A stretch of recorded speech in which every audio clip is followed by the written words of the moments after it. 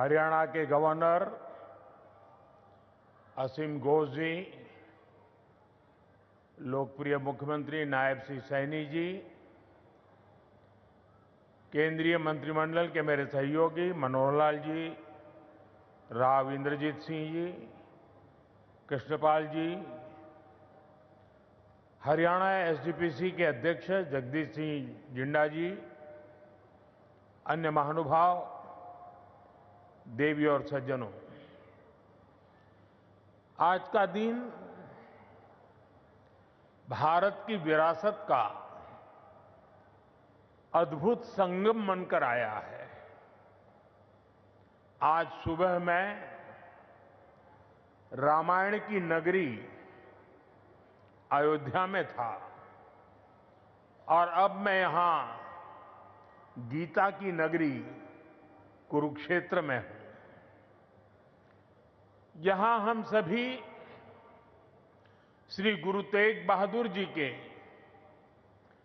350वें बलिदान दिवस पर उन्हें नमन कर रहे हैं। इस आयोजन में हमारे बीच जो संत मौजूद हैं, जो सम्मानित संगत उपस्थित है, मैं आप सभी को श्रद्धापूर्वक नमन करता हूं। साथियों, 5-6 साल पहले एक और अद्भुत संयोग बना था। मैं उसका जिक्र भी जरूर करना चाहता हूं। साल 2019 में 9 नवंबर को जब राम मंदिर पर सर्वोच्च न्यायालय का निर्णय आया था, तो उस दिन मैं करतारपुर कॉरिडोर के उद्घाटन के लिए डेरा बाबा नानक में था। मैं यही प्रार्थना कर रहा था कि राम मंदिर निर्माण का मार्ग प्रशस्त हो, करोड़ों राम भक्तों की आकांक्षा पूरी हो। और हम सभी की प्रार्थना पूरी हुई। उसी दिन राम मंदिर के पक्ष में निर्णय आया। अब आज अयोध्या में जब धर्म ध्वजा की स्थापना हुई है, तो फिर मुझे सिख संगत से आशीर्वाद लेने का मौका मिला है। साथियों, अभी कुछ देर पहले कुरुक्षेत्र की भूमि पर पांचजन्य स्मारक का लोकार्पण भी हुआ है। कुरुक्षेत्र की इसी धरती पर खड़े होकर भगवान श्री कृष्ण ने सत्य और न्याय की रक्षा के उसे सबसे बड़ा धर्म बताया था।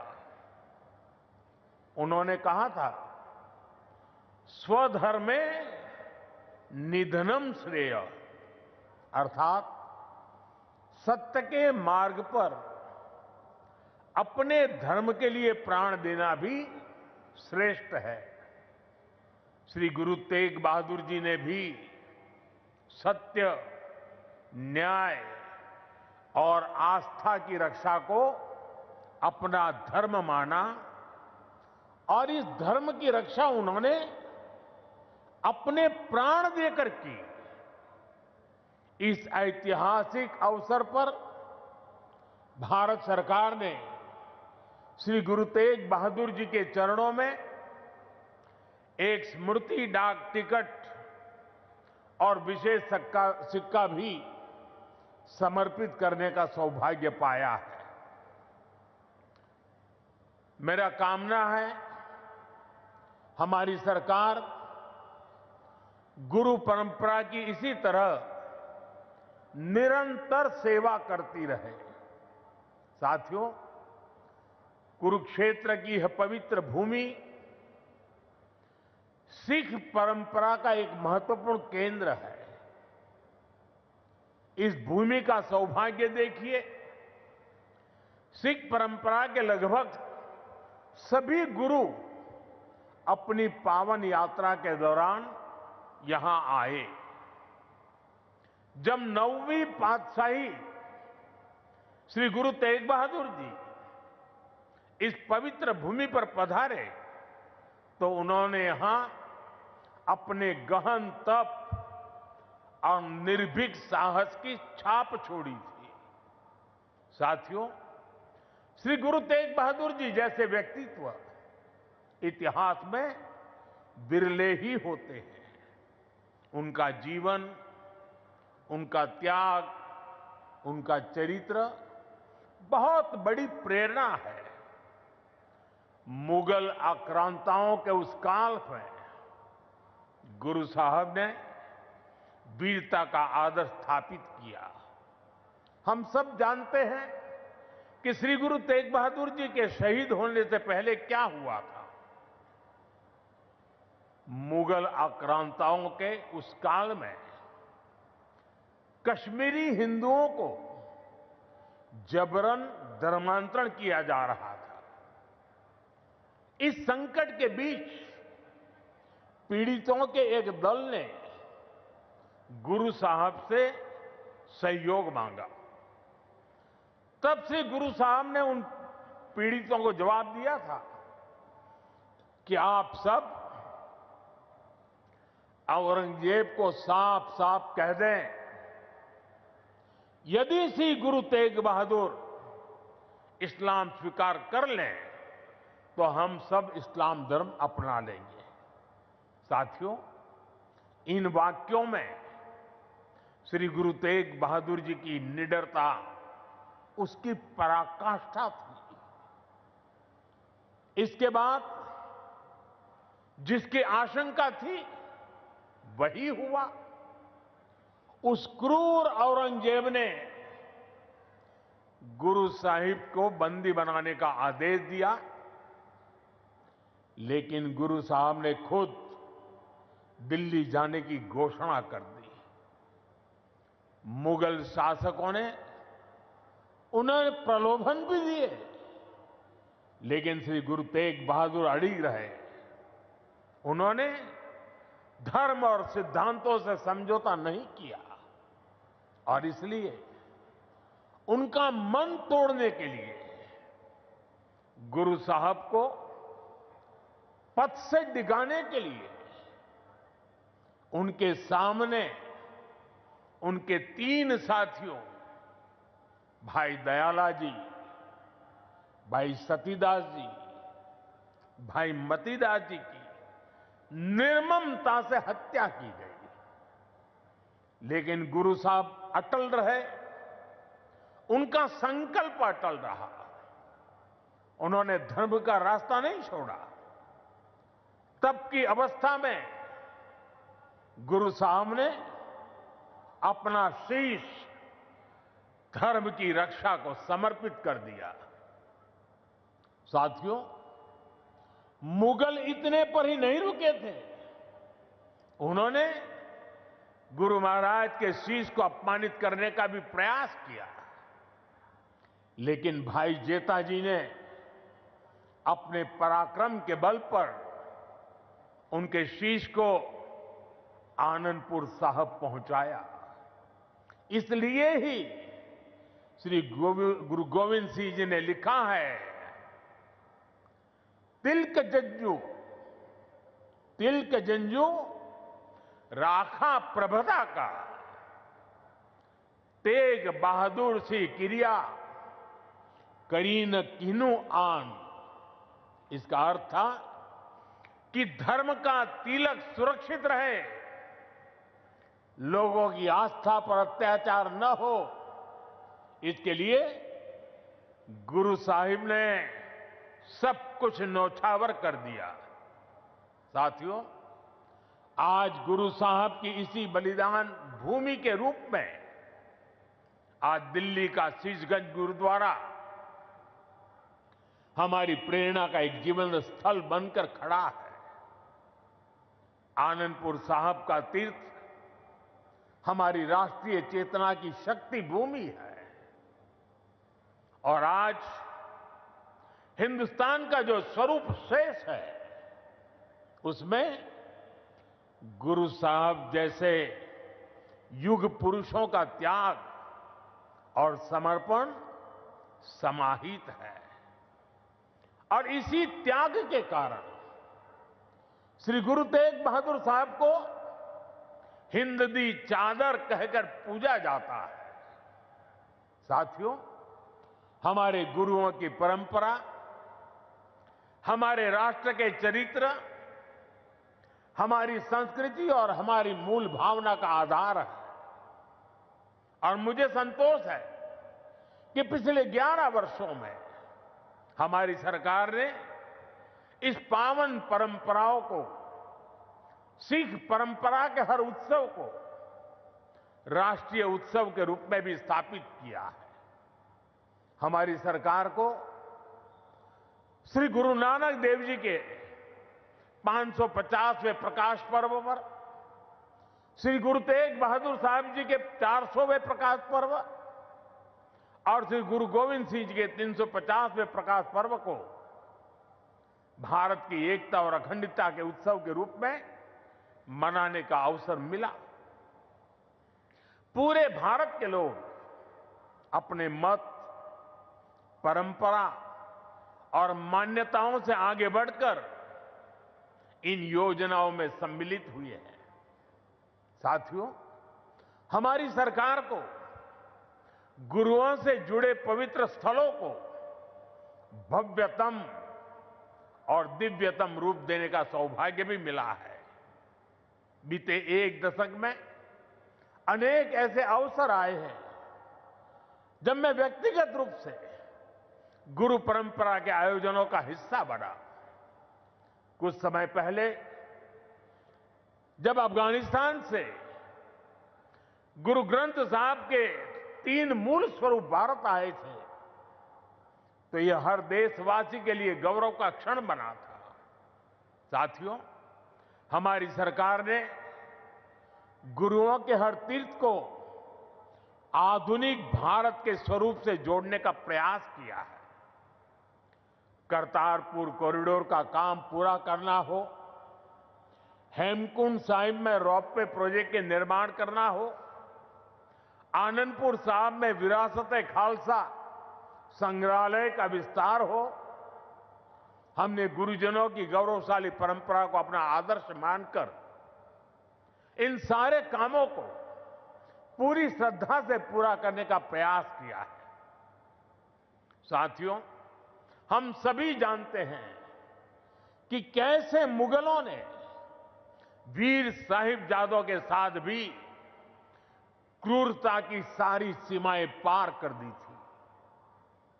वीर साहिबजादों ने उनको दीवार में चुना जाना स्वीकार किया, लेकिन अपने कर्तव्य और धर्म का मार्ग नहीं छोड़ा।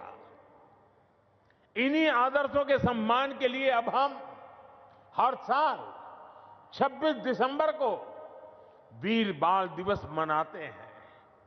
साथियों, हमने सिख परंपरा के इतिहास और गुरुओं की शिक्षाओं को राष्ट्रीय पाठ्यक्रम का हिस्सा भी बनाया है, ताकि सेवा, साहस और सत्य के ये आदर्श हमारी नई पीढ़ी की सोच का आधार बने। साथियों, मुझे विश्वास है कि आप सभी ने जोड़ा साहिब के पवित्र दर्शन जरूर किए होंगे। मुझे याद है जब पहली बार मेरे मंत्रिमंडल के सहयोगी हरदीप सिंह पुरी जी ने मुझसे इन महत्वपूर्ण धरोहरों के बारे में चर्चा की थी। उन्होंने बताया था कि उनके परिवार ने गुरु गोविंद सिंह जी और माता साहिब कौर जी का पवित्र जोड़ा साहब करीब 300 वर्षों से सहेज कर रखा है, और अब वो इस पवित्र धरोहर को देश दुनिया की सिख संगत को समर्पित करना चाहते हैं। साथियों, इसके बाद इन पवित्र जोड़ा साहिब को पूरे सम्मान और मर्यादा के साथ वैज्ञानिक परीक्षण कराया गया, ताकि ये पवित्र धरोहर आने वाली पीढ़ियों के लिए संरक्षित हो सके। सभी तथ्यों को देखते हुए हमने यह सामूहिक निर्णय लिया कि इन पवित्र जोड़ा साहिब को तख्त श्री पटना साहिब को समर्पित किया जाएगा, जहां गुरु महाराज ने अपने बाल्यकाल का एक लंबा समय बिताया था। पिछले महीने एक पावन यात्रा के रूप में गुरु महाराज के ये पावन जोड़ा साहिब दिल्ली से पटना साहिब ले जाए गए और वहां मुझे भी इन पवित्र जोड़ा साहिब के सामने अपना शीश नवाने का अवसर मिला। मैं इसे गुरुओं की विशेष कृपा मानता हूं कि उन्होंने मुझे इस सेवा का, इस समर्पण का और इस पवित्र धरोहर से जुड़ने का अवसर दिया। साथियों, गुरु तेग बहादुर साहब जी की स्मृति हमें यह सिखाती है कि भारत की संस्कृति कितनी व्यापक, कितनी उदार और कितनी मानवता केंद्रित रही है। उन्होंने सर्वत का भला का मंत्र अपने जीवन से सिद्ध किया। आज का यह आयोजन सिर्फ इन स्मृतियों और सीखों के सम्मान का क्षण नहीं है, यह हमारे वर्तमान और भविष्य के लिए एक महत्वपूर्ण प्रेरणा भी है। गुरु साहब ने सिखाया है, जो नर दुख में दुख नहीं माने, सो ही पूर्ण ज्ञानी। यानी जो विपरीत परिस्थितियों में भी अड़िग रहता है, वही सच्चा ज्ञानी है, वही सच्चा साधक है। इसी प्रेरणा के साथ हमें हर चुनौती को पार करते हुए अपने देश को आगे ले जाना है, अपने भारत को विकसित बनाना है। साथियों, गुरु साहब ने ही हमें सिखाया है, भय काहू को देत न भय मानत आन। यानी हम न किसी को डराएं और न किसी से डरकर जिए। यही निर्भयता समाज और देश को मजबूत बनाती है। आज भारत भी इसी सिद्धांत पर चलता है। हम विश्व को बंधुत्व की बात भी बताते हैं और अपनी सीमाओं की रक्षा भी करते हैं। हम शांति चाहते हैं, लेकिन अपनी सुरक्षा से कोई समझौता नहीं करते। ऑपरेशन सिंदूर इसका सबसे बड़ा उदाहरण है। पूरे विश्व ने ये देखा है, नया भारत न डरता है, न रुकता है और न आतंकवाद के खिलाफ झुकता है। आज का भारत साहस और स्पष्टता के साथ पूरी शक्ति से आगे बढ़ रहा है। साथियों, आज इस अहम अवसर पर मैं हमारे समाज से, युवाओं से जुड़े एक ऐसे विषय पर भी बात करना चाहता हूं जिसकी चिंता गुरु साहब ने भी की थी। ये विषय नशे का है, ड्रग्स का है। नशे की आदत ने हमारे अनेक नौजवानों के सपनों को गहरी चुनौतियों में धकेल दिया है। सरकार इस समस्या को जड़ से समाप्त करने के लिए सारे प्रयास भी कर रही है, लेकिन यह समाज की, परिवार की भी लड़ाई है। और ऐसे समय में श्री गुरु तेग बहादुर साहब की शिक्षा हमारे लिए प्रेरणा भी है और समाधान भी है। हम सब जानते हैं कि जब गुरु साहब ने आनंदपुर साहब से अपनी यात्रा प्रारंभ की, तो उन्होंने अनेकों गांवों में संगत को अपने साथ जोड़ा। उन्होंने ना सिर्फ उनकी श्रद्धा और आस्था का विस्तार किया, बल्कि इन क्षेत्रों में रहने वाले समाज का आचरण भी बदला। इन गांवों में रहने वाले लोगों ने हर तरह के नशे की खेती छोड़ी और गुरु साहब के चरणों में अपना भविष्य समर्पित किया।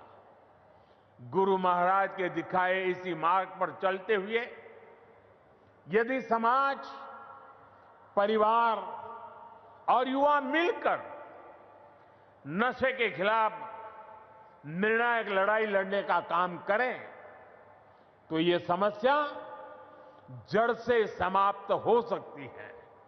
साथियों, श्री गुरु तेग बहादुर साहब की शिक्षाएं हमारे आचरण में शांति, हमारी नीतियों में संतुलन और हमारे समाज में विश्वास का आधार बने, यही इस अवसर का सार है।